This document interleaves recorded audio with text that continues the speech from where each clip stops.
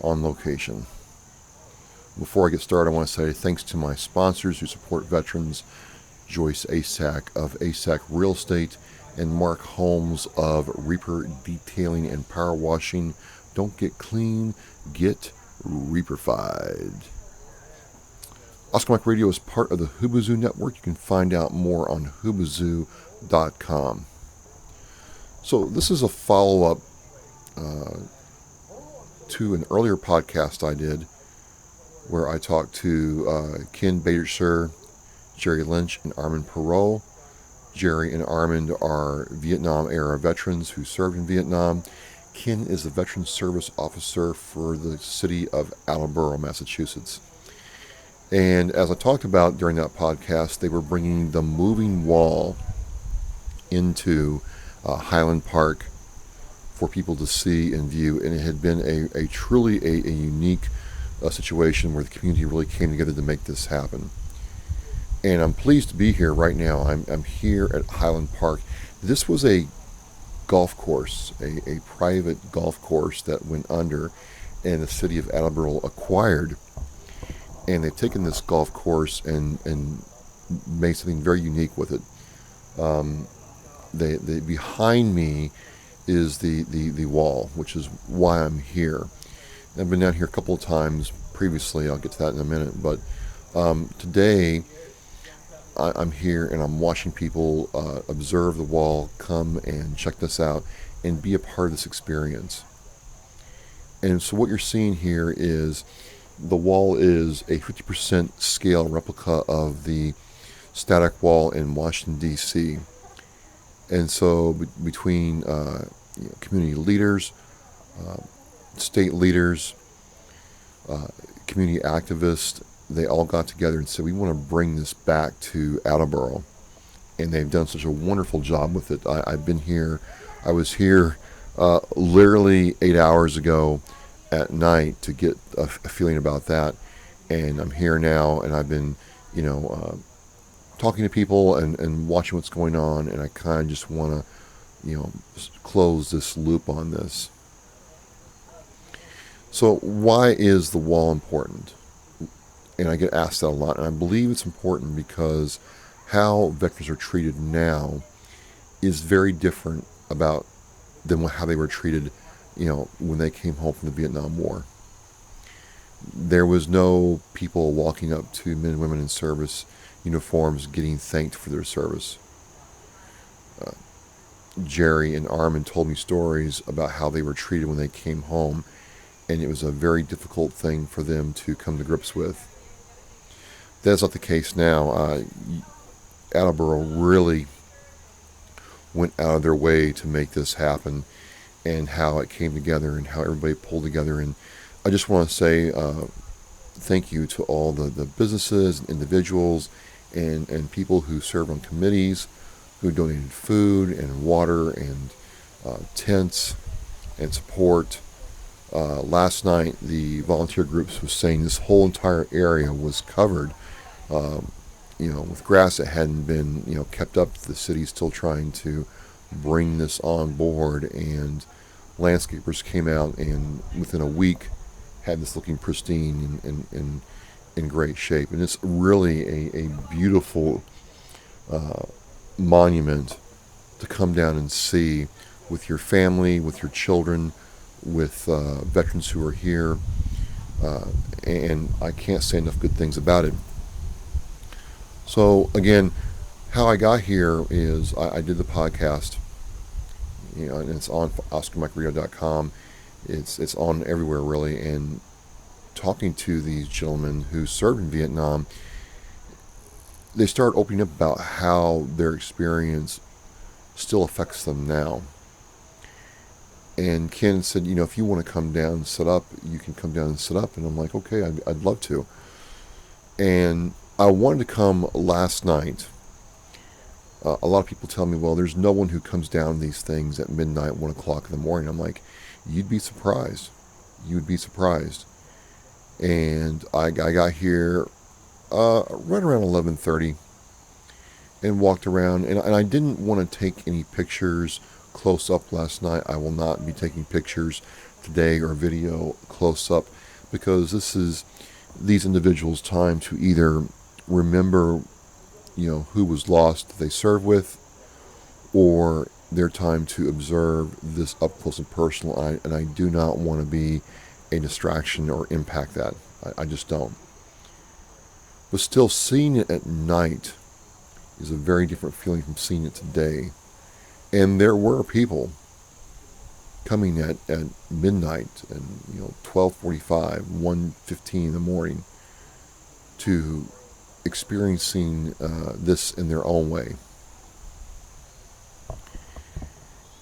And watching them experience made this very real to me. And because the truth of the matter is, I wasn't even born when the Vietnam War was going on.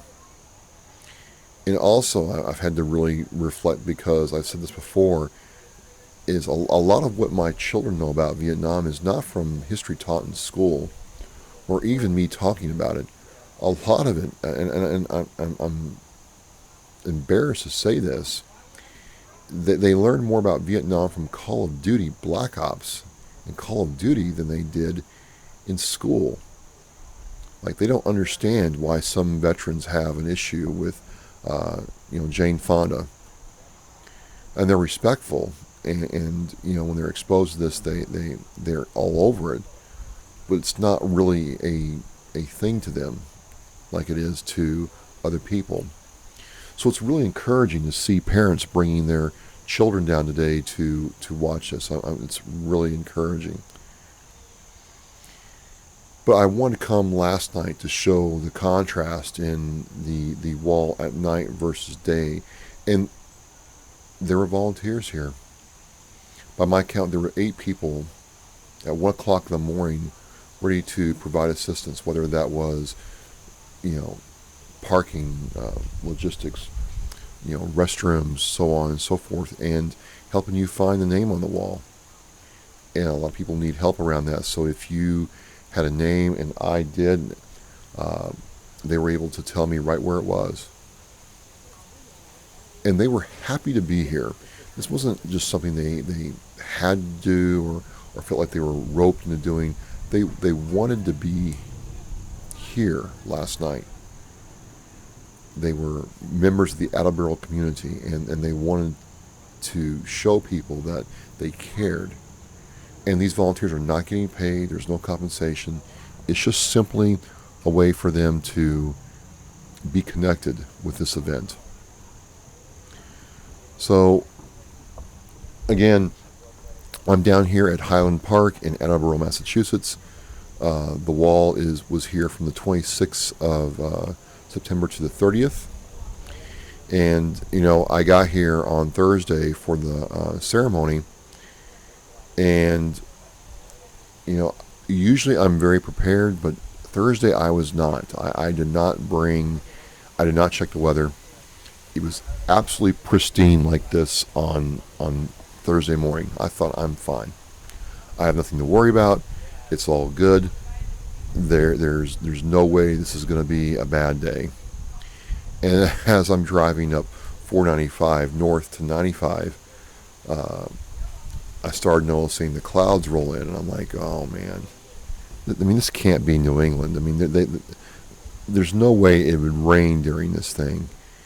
So I get down by the tents, and the tents are over to your left if you're watching the video. I think I got that right. And 5 minutes into this, it started pouring. I get absolutely soaked to the skin. It was something else. But I didn't mind. I didn't mind because there had to be 200 to 300 people here. And all the politicians and the military veterans speaking spoke from the heart about why this was important and why doing this for the city and for veterans is still important. And I think that the moment that really hit me was watching all the veterans. They had the veterans marching across the grounds to open the ceremony, and they're getting rained on. And these aren't young guys like like me, right? These are guys, older than my granddad's age, and they were proud, and they stood erect, and they were honored to be there. And it didn't matter if it was raining. It didn't matter if the weather was bad. That moment really made it personal to me, and I was pleased to be a part of it. And a little funny story: they had the Army National Guard there with some howitzers, and they did a 21 gun salute. And I was told last night that the 21 gun salute, when that went off around 6:45, a phone call started lighting up the 911 center. People thought there was some kind of crazy thing going on, and I guess the volunteer, the whole committee had taken great pains in the papers and in the TV or whatever to tell people that, hey, the thing's going to go off. But people didn't pay attention, but they did that night, and I kind of chuckled because they're not that big. I mean, you hear a 105 go off, that's big. That makes an impression. But still, it was a good time, even with all the rain, and we certainly enjoyed the whole process. But as we got into last night, it just kept coming back to me over and over again from talking to the volunteers of how pleased they were to be a part of this, and what an impression it made on them that not just the volunteers, the committee went out and did this, but the entire city came around this to make this happen. So hats off. A lot of times there's many people that work in the background and never really get any credit. And not that they're looking for any credit, but I want to take this opportunity to thank you for all the hours and sacrifices of personal time to making this event great. So I'm down here. I'm in the gazebo, set up, and I'm a little bit away from the action, if you will, but that's okay because this is. I feel that I'm being brought in as an observer. I want to observe this and tell you all about it, and that's fine. I really did not want to be an imposition in any way, shape, or form today or yesterday. And I might come back tonight. I might run my motorcycle down here later this evening to kind of see it one more time. But how do I feel right now? Well, first of all, the weather is absolutely pristine.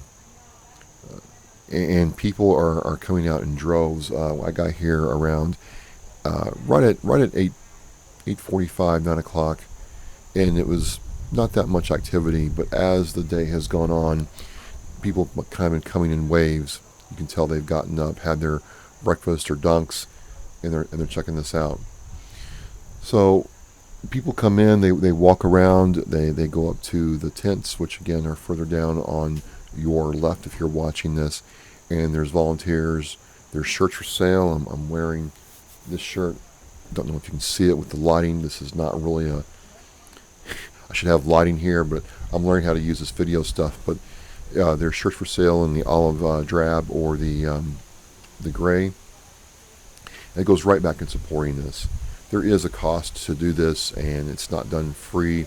And what I mean by that is coordinating all the efforts around putting this on. So what I'm trying to say is it's just been very surreal to watch people walking through this and enjoying this.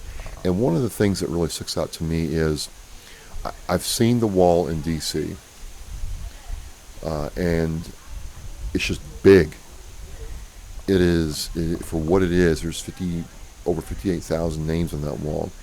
It is a big structure for what it is. And I've seen there's another wall that goes around, and it's a 75% scale of the one in Washington, D.C. And this one out here, this one is the 50%. It's half the size of the one in Washington, D.C. And for whatever reason, when I saw this wall versus the other two, they all three make an impression on me, but this one, even though it's smaller, really brings you in. You have to really get close to the wall and look at it closely to see names on it.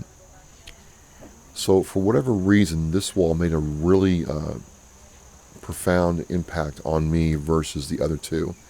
And the other two made a huge impact on me. I mean, seeing that wall in D.C. and understanding that there are actual names there, and every name is a person who's either killed in action or missing in action, or was a POW. Well, I take that back. I'm not sure POWs were put on the wall, as you were, but MIAs and KIAs definitely were.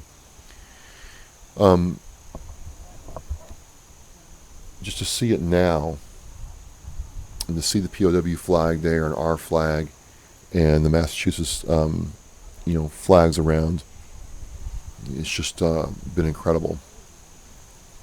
And again, why is this important? Why would people take time out of their day to come see this? I think it's a part of our history that wasn't very flattering. We were a very divided country. Some people would say that we're divided now. I'm not so sure about that, but it was not a very flattering, a dark time in our past. And I think we're seeing that there's been more and more effort made to allow Vietnam era veterans to have the same kind of, not time in the spotlight, that's not the right thing, but to be recognized for their service. Thank you, that's what I want to say, recognized for their service. And by being recognized for their service, we are telling them that they're not forgotten. They're not forgotten, they're not put on the bookshelf of history, that we're going to take effort to remember what's going on. And it was really, really interesting. The volunteers last night told me that the school children, like Attleboro, made sure that they brought school kids from every school in Attleboro through this, so they could see this as a monument, like a real history class that they could see and experience. And so again, hats off to Attleboro for doing that. And by doing that, we don't forget these veterans who served, who were largely ridiculed, mocked, ostracized when they got back home. And by doing that, we're trying to make sure that they're never forgotten again. So again, this has made a profound impact on me. I've really, really enjoyed the process. Just again, a couple of the people that really, worked with me on this was the Attleboro Veteran Service Officer Ken Baderser. Made sure I had all the information I needed and coordination for me to come down. And I'm just a very, very, very small part of this, extremely small part.